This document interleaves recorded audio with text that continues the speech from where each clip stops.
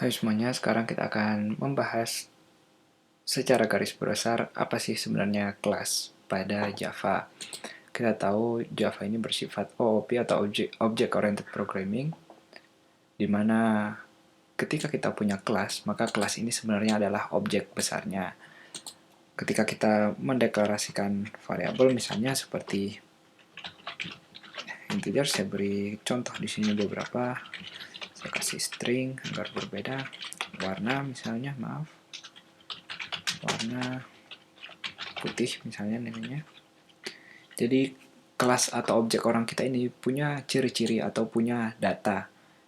Seperti orang biasa kita bisa punya tinggi, kita bisa punya warna, kita bisa apalagi punya berat dan lain-lain. Tapi selain punya data, orang ini juga bisa melakukan suatu aktivitas. Suatu aktivitas ini kita sebut metode, atau yang biasa kita dengar juga adalah fungsi. Misalnya orang bisa berjalan, orang bisa berlari, makan, dan seterusnya. Nanti di video berikutnya kita akan melihat bagaimana cara menggunakan atau membuat metode pada Java. Di sini saya akan menuliskannya, tapi teman-teman belum harus paham. Misalnya nama metodenya berjalan di sini. Lalu untuk menggunakan metode ini, dalam kasus ini untuk menggunakan metode berjalan, kita tidak bisa memanggilnya begitu saja di sini. Kita tidak bisa melakukannya, kita perlu membuat instance terhadap kelas kita terlebih dahulu. Apa maksudnya dari instance itu? Jadi orang ini masih abstrak. Lawannya yang tidak abstrak, misalnya sudah orang beneran, misalnya nama orang Udin, Budi, atau nama cewek misalnya Tasya.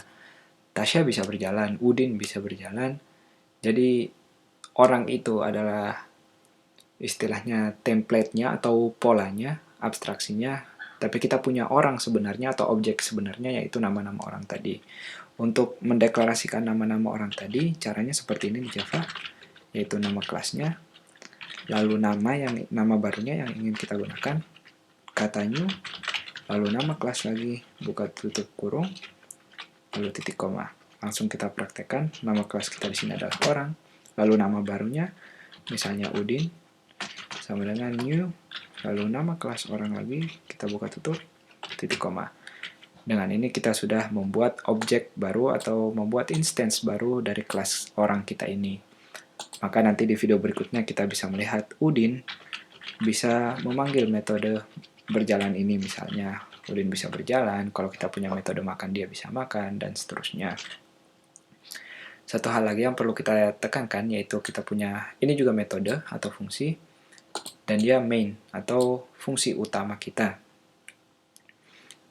Apa maksudnya? Ketika kita misalnya punya metode seperti ini berjalan, atau punya 3 metode lain seperti makan, berlari, atau ketawa, ketika kode kita jalankan, dia tidak akan dieksekusi atau tidak akan jalan secara otomatis. Yang akan jalan hanya yang kita panggil di dalam metode main ini. Jadi metode main ini seperti otak dari manusia atau otak dari kita, di mana jika kita ingin melakukan suatu aktivitas atau suatu metode, kita harus memikirkannya lebih dahulu. Jadi seperti itu kira-kira kasarnya.